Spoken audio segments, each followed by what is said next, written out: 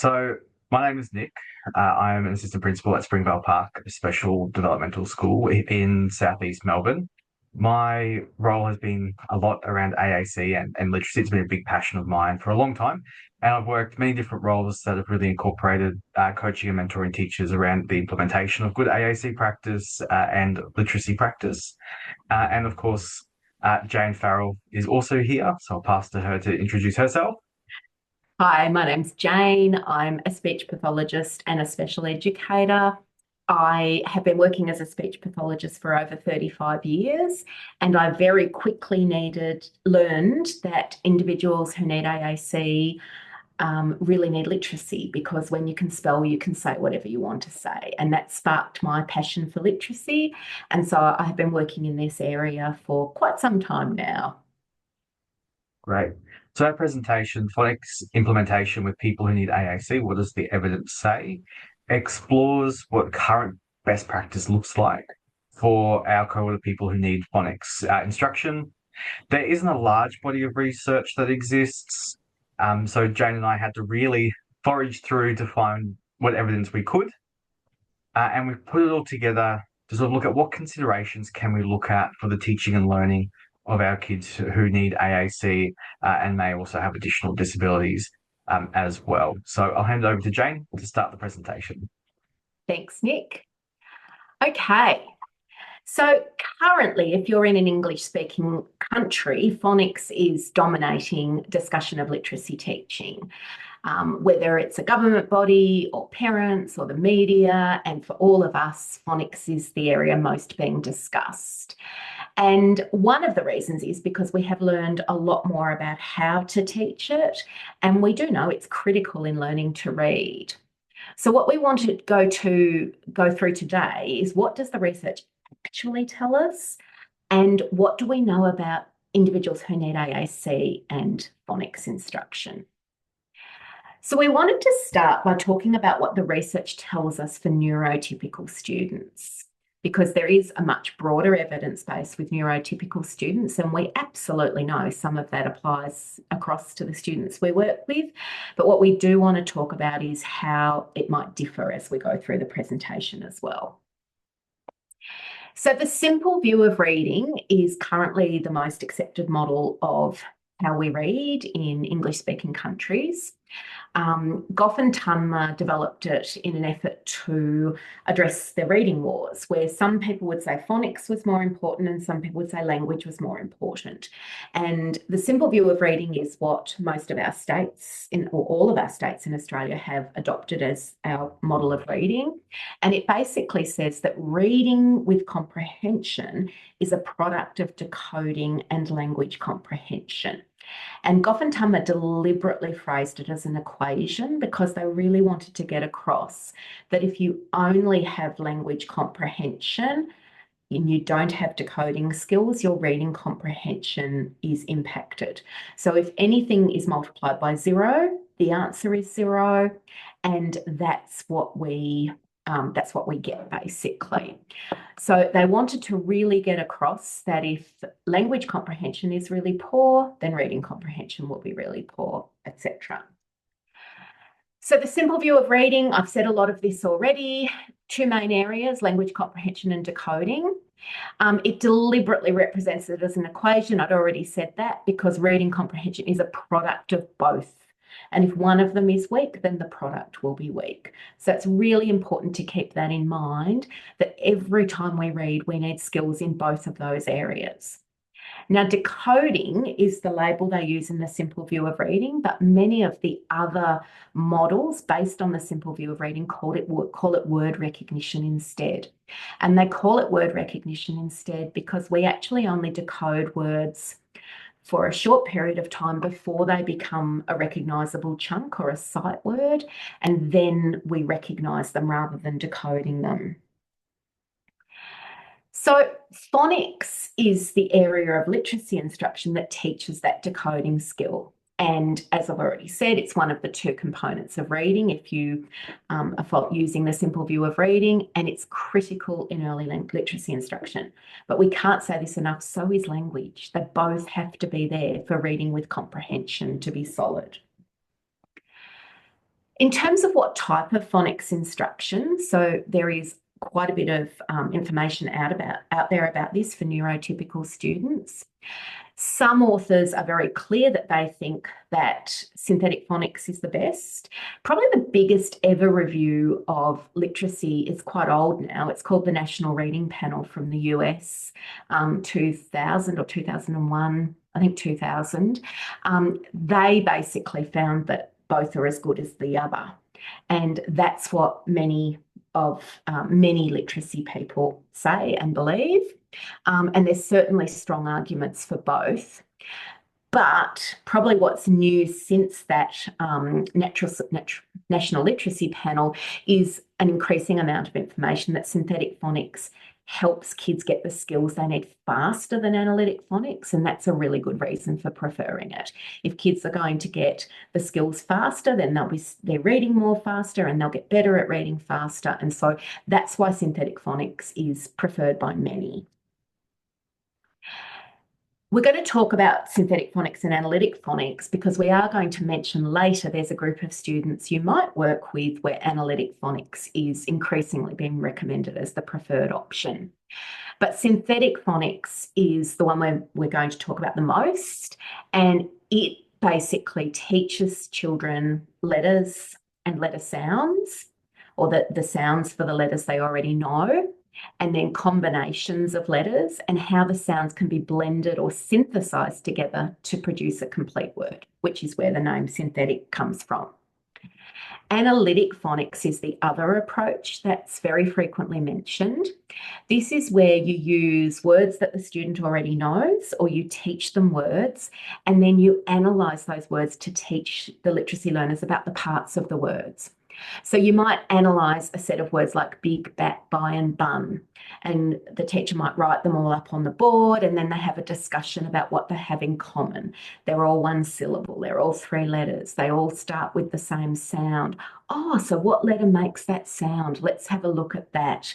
And so you discuss that and you teach them that B makes B when we come across it. Another form of analytic phonics, which is sometimes called analytical phonics, is onset rhyme word families, where you teach a student that if they know how to spell man, then they can also spell other words from that word family, like fan and can and tan. Australian Curriculum version 9, which is our current version, has included phonics and phonemic awareness for the first time. Now, phonemic awareness, if you're not sure what that is the ability to hear sounds in words. There's a larger group called phonological awareness, and that's the ability to hear sounds, words, and syllables in speech. Phonemic awareness is the ability to hear individual sounds only. And they are included in the English curriculum part of Australian curriculum for the first time in version 9. As a result, many states are now moving towards explicit phonemic awareness and systematic synthetic phonics instruction. Australian curriculum is not pushing to synthetic phonics last time I read it, but some states are starting to push specifically for synthetic phonics. Queensland has already done it, and South Australia is in the process of doing it. And there's recommendations of 25 minutes per day on phonics and sometimes more. But generally from the research, it's suggested you do 25 to 30 minutes a day. The Big Six is our overall recognised approach to literacy. It recognises that there are a number of components to learning to read and write. Well, read with comprehension. Big Six only addresses reading. And so as well as phonics and phonemic awareness, you also need to include oral language, vocabulary, reading fluency and comprehension instruction. And they have already been in Australian curriculum since the beginning, particularly, of course, comprehension instruction has been there too, as the other part of the simple view of reading. We also have a relatively new resource in Australia called the Literacy Hub, and we've put the website up the top. It's a national hub for literacy implementation, and it has some information about the Big Six up there now, but it really is focusing on phonics as this is the new part to our English curriculum. One of the things on the website is a really fabulous phonics progression that people can use to develop their own programs. It's a lovely scope and sequence, and it provides some guidance and examples via the lesson packs. It also includes irregular words that need to be taught. Now, I know some people stand up and say you should never teach sight words, phonics only, but there's really no evidence based for that. One of the articles we're going to refer to later, Castle, Russell and Nation, goes through the research around that, and it actually shows that teaching sight words strengthens phonics instruction, not weakens it.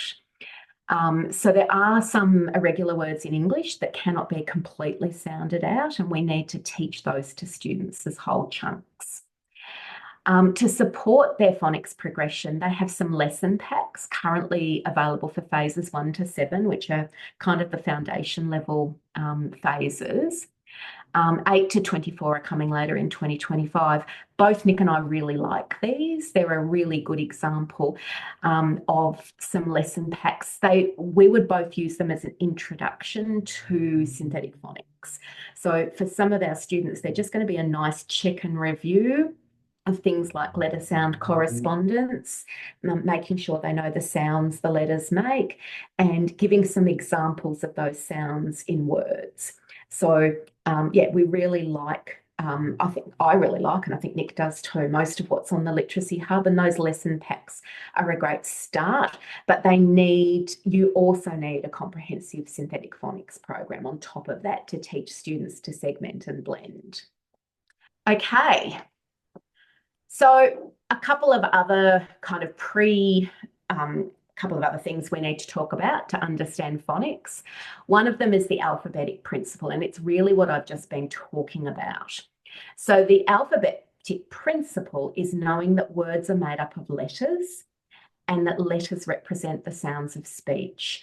Initially, most programs focus on the most common sound for each letter, and then they start bringing in other sounds for letters. And that is definitely supported by the research, that if you start off teaching students right from the beginning that the letter C can make C or K, it's much harder for kids to progress.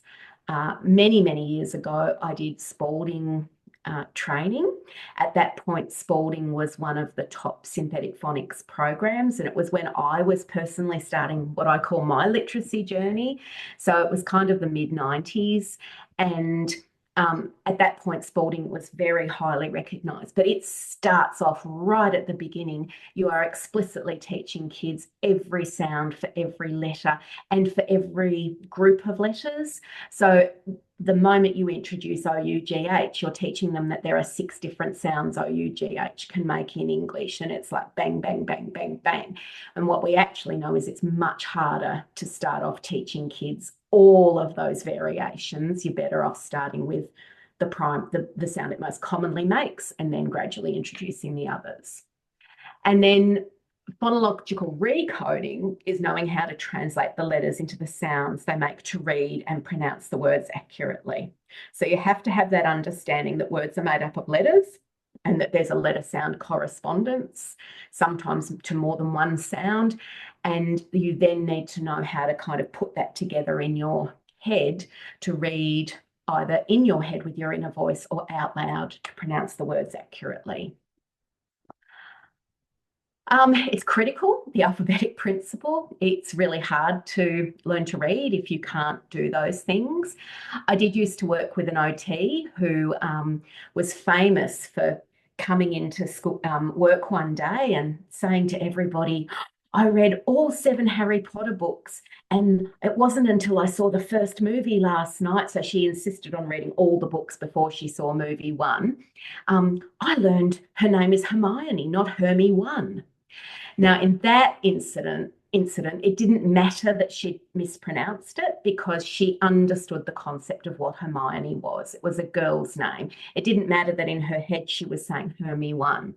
But when you're reading a word where it's critical that you sound it out correctly to get the meaning associated with it, then the alphabetic principle is critical as well. You just can't do that.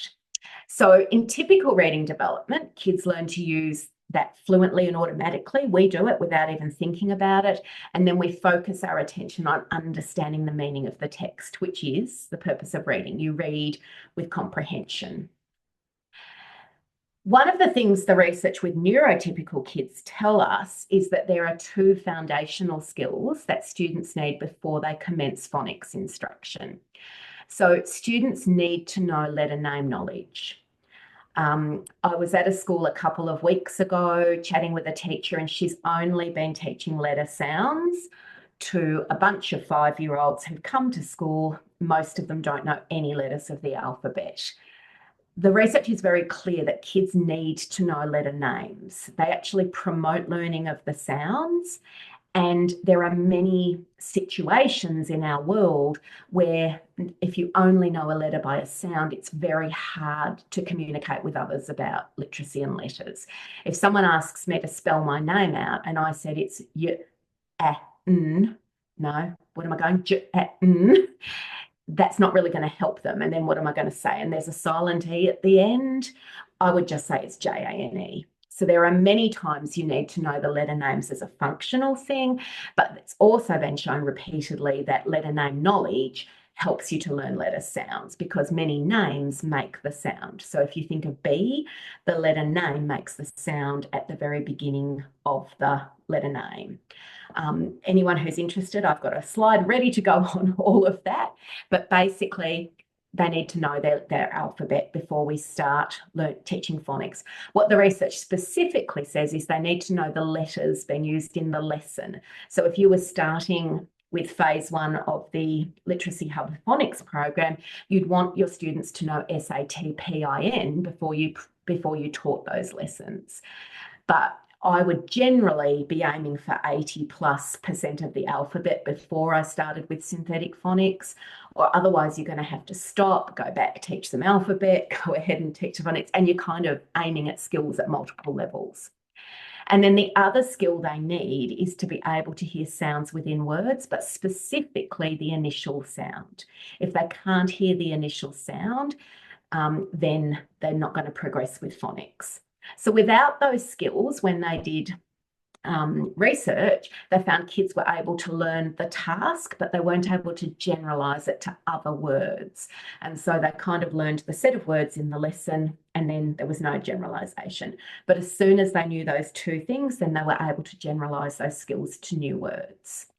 So once of those two things are in place, then acquisition of the alphabet principle is just triggered. And so they need, in my opinion, and again, much of the research says they need to be in place before phonics instruction begins.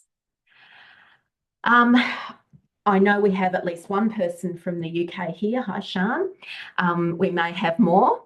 In terms of learning from the UK experience, they have been focusing on synthetic phonics as their first and foremost approach to literacy instruction for 12 years now.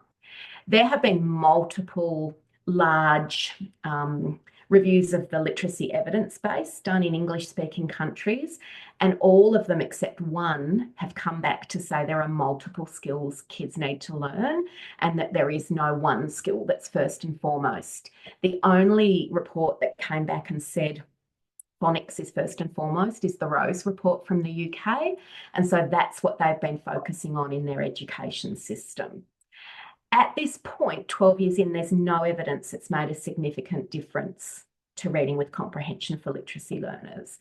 They can say that kids have improved at phonics tasks, but there's no overall evidence that it's made a difference to reading comprehension.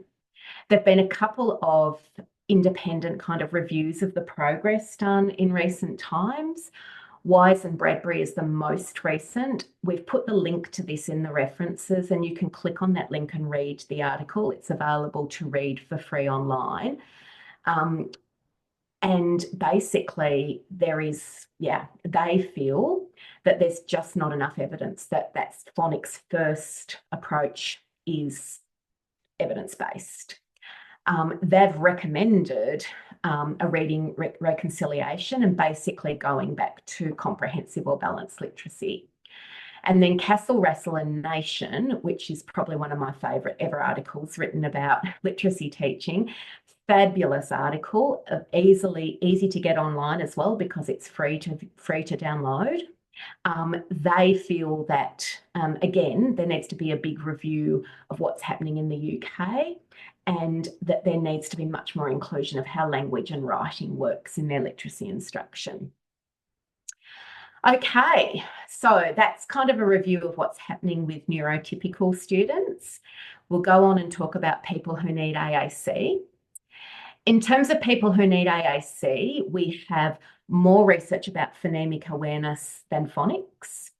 The phonemic awareness research significantly comes a lot from Sweden, and I say it significantly because, of course, it's a different language, and there's some questions about how much we can just apply across. When they talk about learning to read in different languages, English is in the middle group of difficulty of learning to read. And that's partly because we can have multiple sounds for a letter. Swedish is in the easiest group of learning to read because when a letter makes a different sound, they have a diacritic that goes above the letter. It might be a circle, for example, that tells readers what sound it is making. So Swedish is considered to be easier to learn to read. They do not have as many literacy difficulties as we do in terms of learning to read. And of course, there could be many, many reasons for that. But they don't have phonemic awareness coming up repeatedly as a barrier for literacy learners, as we do in English. And they do, however, have a number of people who use AAC who have trouble in that area. So they did some more research. Why is it difficult for people who use AAC, whereas their neurotypical kids aren't struggling with it? So they found that there were task factors such as memory load, and Nick's going to talk quite a bit about that in a minute. The verbal cueing support, and again, that comes up repeatedly in the research with people who use AAC, is that maybe we're doing too much metalinguistics and language around what we're doing in phonics that's actually making it harder for them to learn to read. For people who have some speech, and these are different authors, of course, their use of sounds where they're speaking and using distorted sounds or different sounds to make words, that definitely can have a big impact on their learning phonological awareness and phonics. And then one article found that students who had access to a talking AAC, voice output, found phonemic awareness easier than kids who didn't. You can see all of this research is getting old now as well. This was obviously an area that they were researching a lot back in the late 2008, 9, 10. But yes, certainly information for us to take on board. For people who need AAC and the intervention, we have a number of studies and just one systematic review, but it's great we've even got one systematic review. We basically need a heap more research into this. There is lovely evidence that it needs to be paired with lots of language intervention, and that the skills need to be taught heavily in context. That's one of the things that comes out of the UK research as well, is that there's a lot of phonics work that's being done pulled out of context, and that's making it hard for neurotypical kids to apply it to real life situations. And also a statement that kids need to be writing daily to help with their application of phonemic awareness. This next slide is really because I put some information about this up a couple of years ago, and I had a science of reading person, aficionado, come back and tell me that I couldn't argue that our kids need something different because their brains don't differ. Actually, they do. If you have never looked at the stuff around the hyperconnected brain and autism, I highly recommend it. But also, obviously, if you have a label like cerebral palsy, that is due to brain damage. So we need to be very aware that our kids may, in fact, learn differently.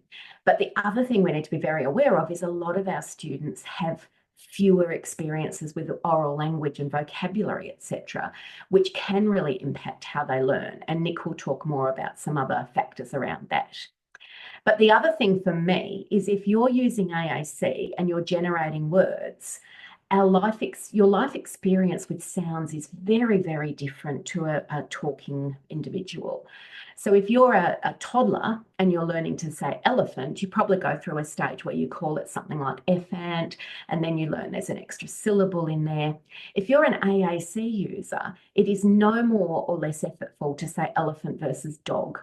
You navigate to the same place in your AAC system probably, and then you generate elephant by pressing a slightly different button or combination of buttons than dog. But there's no more effort in producing a long word. So you don't get a sense of long words versus short words. And that in the students I work with, that's a really big difference when we get to instruction. The actual research into people who need AAC and phonics instruction, they're mostly single case studies or small group studies. There's no clear outcomes. Some of the single case studies and small group studies into synthetic phonics programs that have had no outcomes from implementing a synthetic phonics program have suggested it's because there's too much cognitive load and too much metalinguistics for this group of students that we work with. Obviously, that's going to vary from student to student. As a result, we now have a lot of studies focusing on adapting phonics programs because taking them out of the box and using them with our cohort just hasn't been successful. And we have one systematic review now which finds good outcomes from adapting the programs. The adaptations people usually make are removing the requirement of students to talk, reducing the number of rules and or the amount of metalinguistics, and taking away handwriting and letting students type instead of handwriting. So they're really common adaptations. For people with intellectual disability, again, it's mostly small group and single case studies. There's one meta-analysis where we're able to find, Nick found this one, and it showed there was no difference between synthetic phonics and analytic phonics as long as they're both taught explicitly. And that's pretty much what the research with neurotypical kids say. The difference is with neurotypical kids, we have that information, extra research showing that synthetic phonics is faster, and we don't have that with kids with intellectual disability. It's just that no one's done it at this point. So it may be that synthetic phonics is faster too. For autistic literacy learners, it's a lot of the back research is with verbal students, many of whom have no intellectual disability. We're now starting to see some small group studies or single case studies with autistic people who need AAC and who often have an intellectual disability. There's some really strong statements coming from the autism research. Statements like some autistic people figure out the alphabetic code with no instruction. Synthetic phonics isn't appropriate for some hyperlexic. So hyperlexic is where you're reading above your language level. So if you've worked with an autistic student who can pick up a text and read it but doesn't understand it very well or at all, they may be hyperlexic. And that because they can already read and write so many words, that synthetic phonics is probably not appropriate for them, and we should be doing analytic phonics with them instead. And so that's where the suggestion that analytic phonics might be more appropriate for some of our students comes from. There is a widely reported profile for autistic literacy learners, which is a relative strength in decoding combined with weak comprehension. So if you think back to the simple view of reading, the decoding part of that is their strength. It's the language comprehension that's stopping them from reading with comprehension. And it can start at preschool where kids know the alphabet but don't have much, they have really poor language comprehension. And it results in statements like the reading development of autistic individuals is highly variable, but most school age learners with ASD will struggle to understand what they read. And then author after author is coming up with that kind of statement. So what that actually tells me is that we need to be putting a lot more effort into the language parts of literacy instruction for those students. Okay, over to Nick. Thanks, Jane. So we're going to have a look now at the considerations we have to make for teaching phonics in terms of our understanding and working with the brain. So, probably one of the biggest things I have noticed or gotten feedback from is now with synthetic phonics being, or systematic synthetic phonics being a rather large push, I'm hearing from schools that they just jump straight into synthetic phonics before they've taught those foundational skills that Jane spoke about, having alphabetic principle, knowing the alphabet. So, and like Jane said, there's so much research out there that exists. And I remember reading one, it's probably a bit old now, it's maybe 10 years old, where they looked at thousands of kindergarten kids. Half were doing alphabet first, half did sounds first. And in review, they found that the kids who learned alphabet name first did far better in retaining letter sounds than the kids who didn't. And having that understanding and knowledge is what we need to help us as we're learning. And part of that working memory process is we're pulling from known things in order to help us remember. So if we're going to teach a new skill, we have to make sure we've already taught the skills required to learn the new skill on top of. So I really just wanted to add that bit in. So working memory has been a bit of a big topic, especially for anyone from Victoria who's listening, especially because it's formed the basis of our new teaching and learning model here in Victoria. So there's been a lot of discussion about working memory and learning through cognitive load. So our working memory is the part that we're constantly using all the time, and it's our executive system, and it's made up of there's three, but for this talk, we're just focusing on two particular elements, which is the linguistic processor and the visual spatial sketchpad. And these are the really important processes or part of the executive system that we use as our kids are learning literacy or numeracy. They're the processes that right now, as you're sitting here listening to Jane and I talk, are going through your head. Your working memory is always activated and always processing. You're listening to Jane and I talk, you're listening to the sounds that are coming out of our mouth, you're creating the words that they're meant to be, you're bringing through your understanding of teaching and learning and your semantic understanding of language, and you're putting all that together to build sense.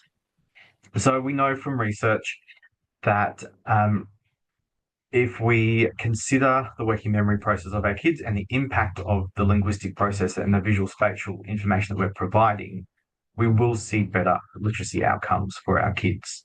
So we have to consider how we're associating letter sounds together, how we're teaching them, and how we're going to make sure that our kids can transfer those from our short-term memory in our lessons into our long-term memory and then be able to recall them at a later date.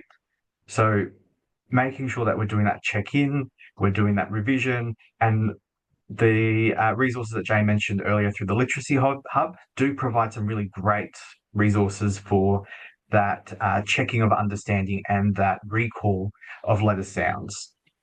And it's been really handy for some of our teachers, I will say here as well, in terms of using some of those resources for that, not as an explicit way to teach phonics. We also have some research that does suggest that particular disabilities may impact working memory. We can't sort of generalize and say all kids that have Down syndrome, a diagnosis of Down syndrome, will struggle this way. All kids who have a diagnosis of autism will struggle this way.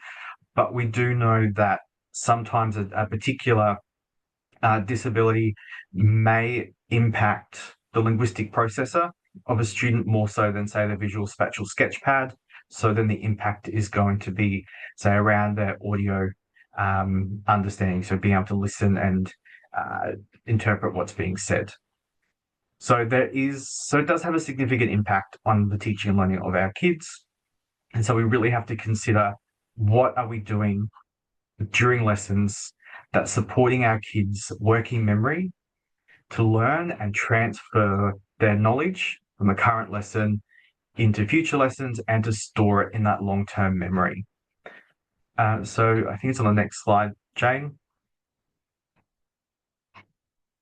No, I think back one. There we go. One more, go forward one. There we go. No, isn't there one more before that? Okay, sorry. Hold on. Working memory. So working memory with AAC. Yeah. All right. So we also have to consider the impact of our AAC users. It's very different to our kids who don't need to use AAC. There's a lot more processes that our kids have to go through. So Thistle and Wilkins looked into what is required for an AAC user to create a message. So they said, a person must be able to navigate effectively through their system. They need to be able to remember the most efficient pathways to get there. They have to be able to scan a page, identify the appropriate symbol, and be able to identify that symbol as what they want to say. And they have to retain that message and not get distracted by anything else. So Jane and I also had a discussion about and how they also have to constantly prove to others that that's their true message. So often I've seen in classrooms, and I know Jane's seen the same, teachers will go, "Are you sure you mean that? Is that really what happened? Are you sure?" And that questioning is so invalidating of our kids. Even if maybe they did make up the story, we have to still attribute meaning, get excited, get happy, and go with the flow. It's something that, for us as neurotypical people, we don't necessarily have to hold a message in our head and then say it. We don't have to, we can just blurt it all out thanks to our working memory. That's keep on going. And often that gets us into trouble as well, doesn't it, Jane? So our kids who are using AAC have to really be able to hold on to their language and their words and remember these things while they're doing all of these extra steps. So it's really critical that we're really thinking about how much information we're loading on top of our kids in their learning. So we can jump, thank you. So if we look at how working memory is used, we are constantly taking in new information through our linguistic processor and our visual spatial sketchpad. We're then taking some time to recall previous information that might help us to understand what we're listening to. And we're then trying to match the new information to known information so that we can transfer it and use it in unknown situations and unfamiliar situations. So again, that's coming back to, well, if we teach those really good foundational skills and phonological awareness skills, then when it comes time to applying our synthetic phonics or analytic phonics, we've got something that our kids can draw from and make those connections to it. And Jane mentioned this earlier as well, that we move from decoding into word identification, and that forms part of our working memory as we get introduced to new things. So the great example that comes out of Lovell's book is he says if we're teaching the letter H, kids are learning the letter H in 3 chunks. Downstroke, downstroke, across stroke. And the kids learn that as 3 chunks. And then over time, it becomes a whole. And the kids are able to recall that whole letter without having to think individually about each of those 3 chunks. And it's the same with word identification. Our kids start by decoding, then it moves into the long-term memory. It gets embedded in there, and it's about word identification and no longer that decoding process. It allows things to be recalled automatically. So that's what we're aiming for. So we also are using our working memory as we're writing and composing texts. So we know what we're saying and we know where we're going. It also helps us to decode and sequence or encode letter sounds so that we can spell. So it also helps with our oral language development. As I said, we're hearing all the letters, all the sounds for every word that we're saying, and in our brain, we're piecing them all together to make that word that Jane and I are blabbering on about. Thanks, Jane. So most people in Victoria may have seen this model before. This comes from Lovell's book, Cognitive Theory in Action. But I think it's a great view of how learning is occurring and the amount of processes that are involved in this.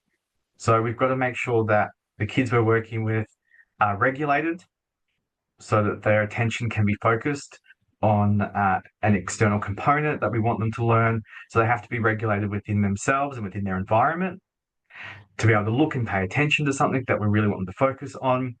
Their working memory is chugging along, drawing from all these different experiences and their new learnings so that they can move it into their long-term memory.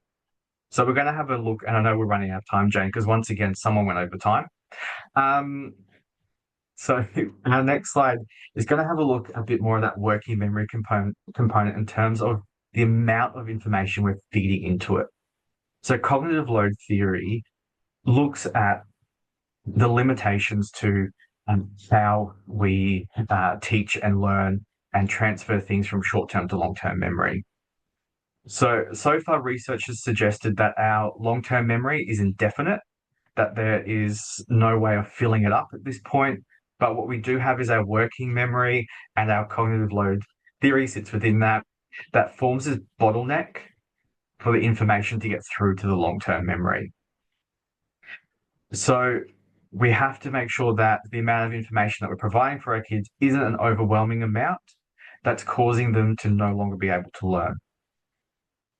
And two components are critical in that, and that's our extrinsic and intrinsic information. So our intrinsic information, that's what we want them to learn. That's the focus of the lesson. That's what we're pushing for. Our extrinsic information is all those additional bits of information that are being fed to them. And for our kids, this might really be the environmental factors are really big for them, their self-regulation. Are they calm? Are they settled? Are they able to learn? It might be the amount of language that we're using. It might be that we're speaking English, but their home language isn't English. So we're providing additional load on top of them, trying to work out what's happening around them. So there's lots of stuff that sit in that extrinsic load. So we want to be able to look at, well, what's happening in extrinsic load that we can reduce it so that we can push more of that intrinsic information through. We know from research that our limiting, that we know for typically developing people, we have roughly a limit of about 4 to 7 pieces of new information. A lot of people would have done that test over the years where, they flash up a list of words or pictures and you've got to stare at it for 30 seconds, try and memorize everything that's on there. Then they take it off and you have to write as many items as you can remember down. So most typically developing people will get somewhere between 4 to 7. The thing with the kids that we're working with that may have a moderate to severe intellectual disability is that this is often reduced to one piece of information. So we really have to consider what that one piece of information is as we're loading them up with their intrinsic information and their extrinsic load. So we've got to find that balance that fits for them. Ready, Jane? So a quote that both Jane and I quite like out of Lovell's book is the recognition that if we want to make sure our kids build letter sound correlation or correspondence while reading with comprehension as the main focus, as the intrinsic load, we have to work out ways of removing parts from the instruction that are just adding additional information with no purpose or function. So if you go to the next slide, I've put a little bit of a thing about what it sort of looks like. If we think about our kids as having an empty space that can be filled with information during a lesson, this is the time where they're ready to learn. Our kids are hopefully regulated, they're sitting and they're waiting for information, or they may not be sitting, but they may be attending in the way that they attend. We provide them with the targeted information, which is our intrinsic load. And if we provide enough of that intrinsic information and they have just enough room for that extrinsic information, it all fits together and learning happens. As soon as the balance mismatches and we have too much extrinsic load, like in the last little diagram there, we can't learn anymore. Our kids are overwhelmed. They might be the kids that get up and run out of the room. They might be the kids that throw a chair because things are getting too much. So we really have to consider what we're saying, how we're saying it, what we're presenting, and in what way, so that all of these parts can fit together so none of the information becomes overloaded for our kids. So shortly, Jane's going to have a look at some really good examples and non-examples of what this might look like. But it's really critical that when we're teaching, that we reflect on what are we saying, how are we saying it. And probably one great thing about AAC is it limits our speech and it keeps our language simple, short, and really concise. So in terms of modeling our AAC system, we're really reducing extrinsic load for our kids because they're not getting a whole lot of verbal diarrhea that may happen, which Jane's going to give you an example of in the next few slides. So I'll hand back to her now. Can you feel the love? So what we thought we'd do next was show you what some examples that are out there of explicit synthetic phonics instruction. And we want you to think about that in terms of what Nick's just talked, or what we've talked about it overall. But you can see why one of the biggest recommendations is that we reduce metalinguistics for our students, that the more we talk and we talk and we talk, the harder we're making the cognitive load for them. So this is an example that I just wrote. This is using a structure that's used quite frequently in lesson planning.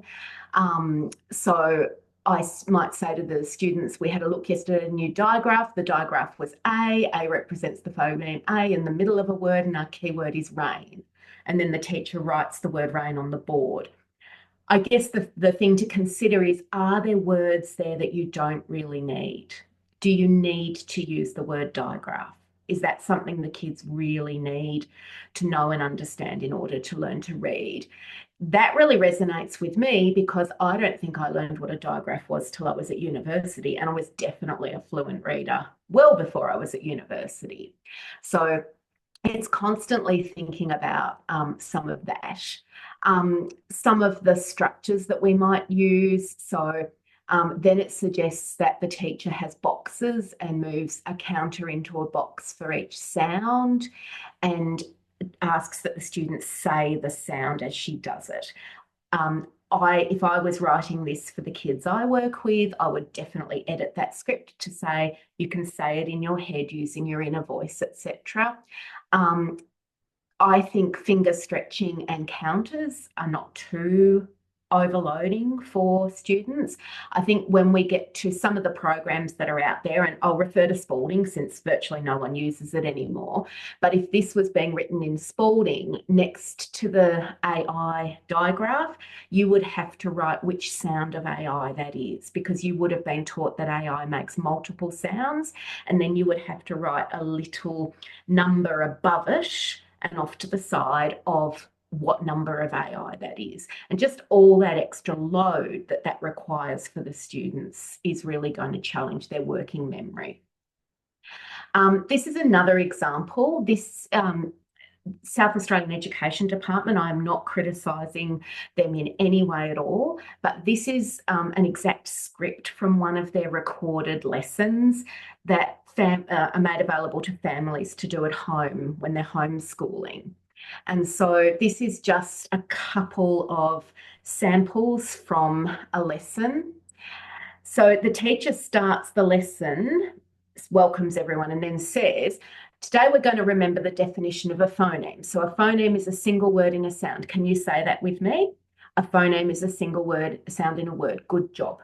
Now, her intro to the lesson then goes on to talk about graphemes. A grapheme is when we write. So a grapheme is a letter or a group of letters that represent a single sound. Can you say that one with me? A grapheme is a letter or group of letters that represent a single sound. Good job.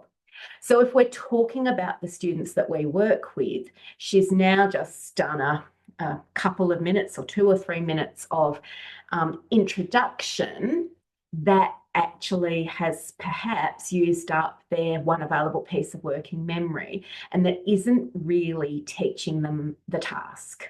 Does that make sense? So we need to watch what we're doing with all of that, because if we have a 5 to 10 minute introduction, and I did go to an online course a couple of years ago with one of the people who calls themselves a science of reading expert, and she strongly suggested that every phonics lesson needs a 10-minute introduction for it to be systematic and explicit. A 10-minute introduction is really going to consume, for the students we work with, probably the majority of their working memory and make the cognitive load of the lesson really huge. And if the introduction focuses on things like this, so then in the lesson it goes on to say, so the types of phonemes that we're focusing on at the moment are vowels. So let's see if we can remember. We have long vowels where we go nice and tall, and we have short vowels that are little and short. So our long vowels are, etc., etc. How much of that is absolutely needed for the lesson? There's pieces in that third bit that are probably needed for the lesson, but I would be rewriting it so it was less language heavy. And I probably wouldn't be using the word phoneme or grapheme at all in the lessons. So I've kind of already talked through what the difficulties are. When we presented this at the Agoski conference, our aim was to stop and ask the room, what did they see were the difficulties with this? I haven't mentioned all of them yet. And in fact, I didn't put all of them in. So there's frequent requests for students not just to say the sounds or the letters that they're talking about, but also to write them. So in terms of the students we work with, we need to do significant modifications to that program, as was already mentioned by one of the some of the research I referred to earlier. So what we actually need is an approach that doesn't require the students to pronounce individuals' letters, sounds, names, or words, that introduces vocabulary that's needed without adding too much cognitive load, so minimalizes metalinguistics. So I definitely wouldn't be introducing phoneme and grapheme. Again, I don't think I learned what those words meant till I got to university, and I don't see that they're critical for kids to learn to read and write. We need an approach that doesn't require them to use their mouth to talk and that reduces the load in other ways. So no handwriting, reducing perhaps the number of letters they are juggling in a lesson, etc. We don't know of an approach that's currently commercially available that follows these guidelines. There is a phonics approach called Making Words, which follows those parameters and which has a good history of working with people who need AAC and who have intellectual disability. But Making Words, like Spalding, it's not as old as Spalding, but basically we now have a lot more information about what needs to happen in phonics instruction, and Making Words no longer ticks all of the boxes that we need to happen.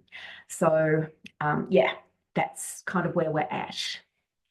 What we can say in terms of phonics instruction with people who need AAC is there is no clear evidence that synthetic phonics is or isn't the best option for them. But there is definitely growing information that analytic phonics may be a better option for some of the students we work with. We just need to make sure it's taught explicitly. And in many ways, that's a bit more of a challenge for us, because while there are multiple synthetic phonics programs we can buy and modify, there are virtually no analytic phonics programs that we can buy and modify. So we would be writing something from scratch. That's one of my dreams to do, but that's a while down the road. In terms of synthetic phonics, if you buy it, you will need to modify it almost certainly. And then we really need to make sure, Nick and I are both constantly amazed by the number of people that are doing phonics instruction with students who don't have the foundational skills in place. And one teacher said to me at a workshop a couple of years ago, oh, I've had my class on lesson 1 for 2 years because none of them have achieved criteria to go to lesson 2. And I just said, well, how much of the alphabet do they know? And she said, oh, none. I've got the most difficult students. And I thought, well, for goodness sake, you need to go back and teach them. I did more than think it. I said it politer. You need to go back and teach them those foundational skills. The other things we can say is we absolutely need to make sure that we're doing all of the big six. Those two more independent reviews of the UK experience with synthetic phonics first or phonics first definitely show that there needs to be more work on the language areas. And that's why we in Australia have the big six, because there is no evidence that one part of literacy is more important than the others. We need to keep going. And again, in terms of me being horrified to hear things, I did hear at Agoski this year that a number of schools are backing off on AAC because phonics doesn't require it. And that is just so scary to me, because communication is a human right. It's not something we back off on because the literacy approach you're using in school doesn't require it or does require it. The bottom line is, if you need AAC, you need AAC. And we need to make sure that it happens. But you should never just be working on phonics. All of our students need a huge amount of input in the language parts of literacy as well as the phonics parts, phonics and phonemic awareness. And then the other thing, which again came out in that phonemic awareness research, is students need to have regular writing opportunities daily to practice writing, as that has really good outcomes on both language and phonics. And just in case people aren't familiar with the big six, I did up a little diagram. So in New South Wales, they've made a diagram that looks like a six, and number one is oral language. And they're really pushing that oral language needs to be solid for literacy to be successful, and I would agree. And I think that when you think about the cohort of students we work with, you see why language is so important. If language isn't there, you're not going to read with comprehension. Oral language is the foundation for it, oral language or AAC. So AAC is critical. You need to develop phonological awareness, the ability to hear sounds, words, and syllables in speech. You need to develop your letter sound knowledge. You need to develop vocabulary. You need to develop reading fluency. And we need to support students to become better at reading with comprehension by teaching them strategies to be better at that. And then you need daily writing. Okay, and then we've got the reference list. So I will make this available on my blog, the handout, and the references are in there as well. Last time I looked, we still don't have any questions in the Q&A. So if anybody has a question, you could type it in the Q&A now, but we're pretty much out of time. Nick and I are happy to stay for a little bit longer. Jane, I just wanted to add, if for any Victorians that are in there, if you look at the mandate that was put out by the department around the systematic synthetic phonics approach for schools, it does include the big six in there as well. So it's definitely not only focusing on phonics. It is actually making sure we're focusing on everything and making sure all of those components of the big six are being taught. Yeah. It's really important. And I don't think anybody in Australia is saying, like in terms of education departments or Australian curriculum, is saying you stop the other parts of literacy. It's just that they want us to get better at phonics. But some people are interpreting that as phonics first or phonics only. And that's quite scary, because you need to be better at all of it. Yeah, and that is what I've seen as well, where it becomes just about phonics, that, well, we've only got a short amount of time, so let's just focus on phonics, and that's it, to the exclusion of all else. So it's just really important that we go back to actually what the departments are after. Yeah. And there is a recommendation of a 2-hour literacy block daily when students are early at school. So, in their equivalent to their first year, second year, third year, etc. at school. I think that's where the 2 hours some people are spending on phonics is coming from. It's actually, the recommendation is very much for 25 minutes. 25 to 30 minutes. And so then the rest of that 2 hours is spent on the other part of phonics. We now have a few questions in the Q&A. So the presentation recording will go up on my blog. So it's www.janefarrell.com. It will go up later today. On my blog, let me just pull it up. There is a spot to subscribe to my blog if you want blogs emailed to you as they go up. So I'm just going to share a different screen with you. So here you have a subscribe button, so you can subscribe to the blog, or you can just check the blog. I'll record the extra 10 minutes and have it up, let's say by tomorrow. Let's not be too ambitious. And then I'll put a PDF of the presentation with it to download. So that's Justina's question. And Amanda has a question about recommendations for teaching the prerequisites. I have unending recommendations for teaching the prerequisites. I guess that's probably a whole nother presentation. I think that, yeah, it's really the research into teaching the alphabet is more minimal than you would think it was, because so many neurotypical kids just learn it bang. And so I guess there is some research, including, as Nick and I both mentioned, research saying that letter names are actually critical, et cetera, that's out there. So yeah, I guess that's a whole nother presentation. But I do have some blog posts that address parts of that. So if you went to my website and you Googled alphabet and you Googled phonemic awareness, you would definitely get some blog posts about teaching those coming up. No, also just sorry, Jane, just on that one, your website with your little posts about a whole variety of different activities around teaching letters has been really great for my staff at school. I actually have them cut out and stuck on my window outside my office so teachers can come past and grab some if they want some new ideas. Some teachers have taken photos of them. They've been really good beginning activities to encourage teachers to do something, because it takes out of that little bit of that load for them to think about, oh, what activities can I use to keep things spicy and fun? There's a massive list that you can pull from, and you don't have to reinvent the wheel because Jane's done the work for you. That's what I aim to do. This is the post that Nick's referring to. So it's a whole heap of activities and ideas that you can download for teaching letter names and letter sounds. And then you can download these cards. And then what I usually suggest that teachers do is pick like 5 cards to use across the week for teaching names and sounds. But yeah, they're up on my website.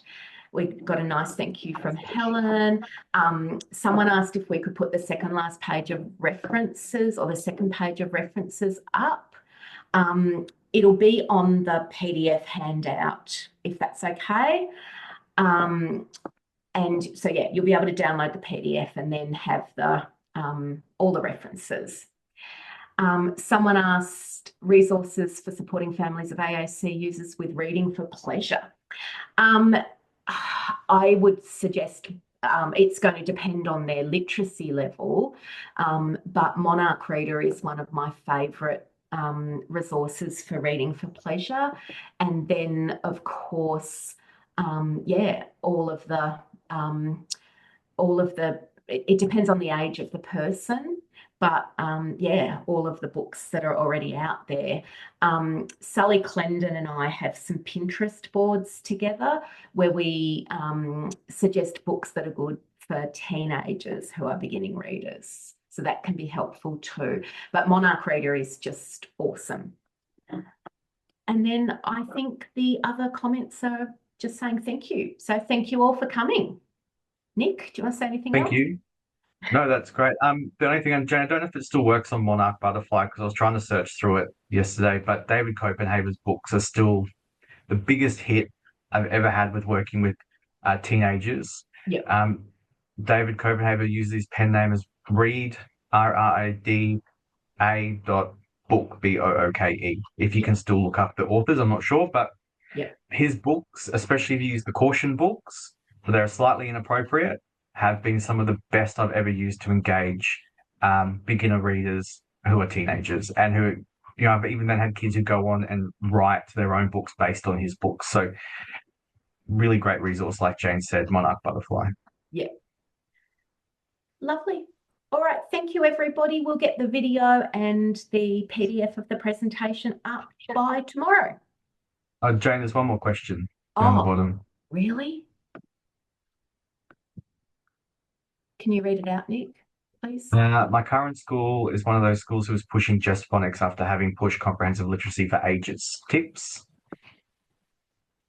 Um, Gosh, as you can imagine, I'm struggling with this a lot at the moment.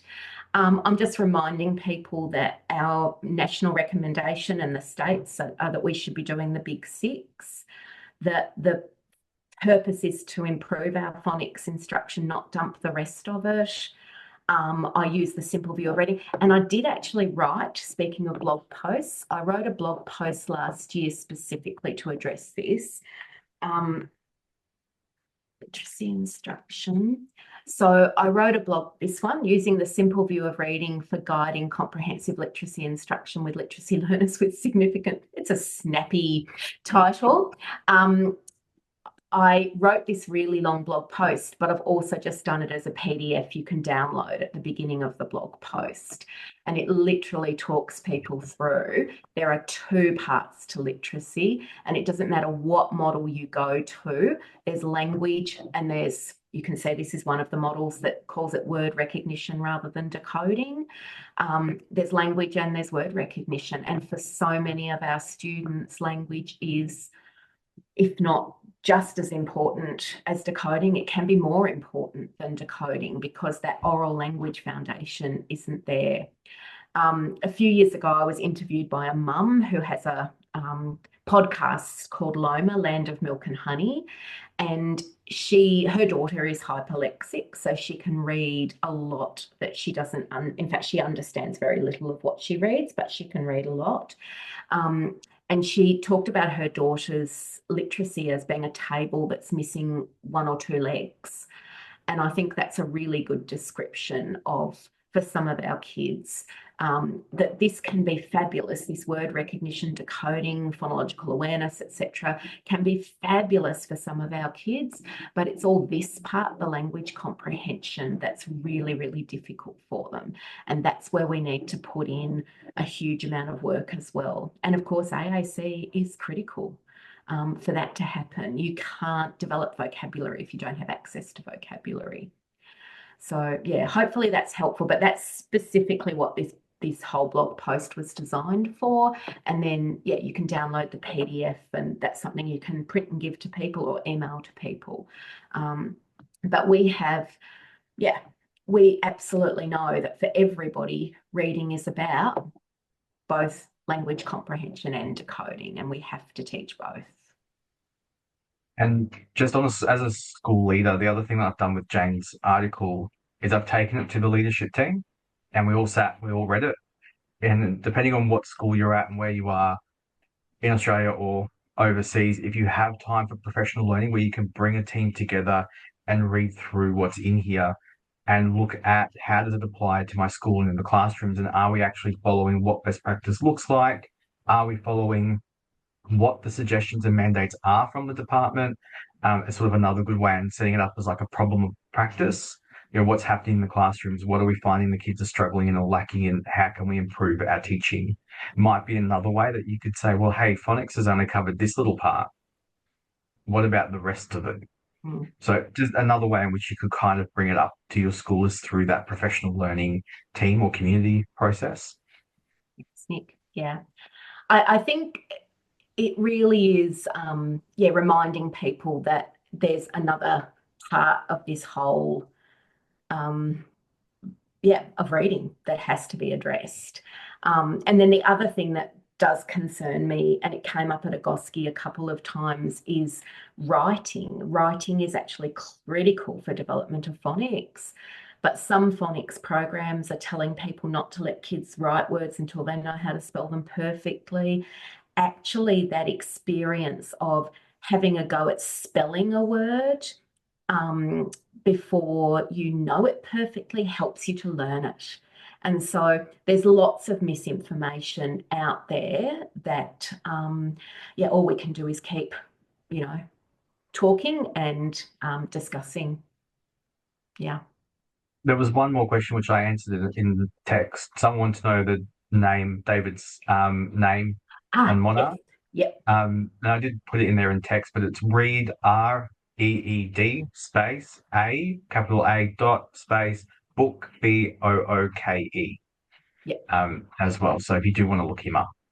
Or if you just search for the book Oh Ship, that's the most read book on Monarch Reader, and David wrote it. So then you'll have his pen name. That's another way to approach it.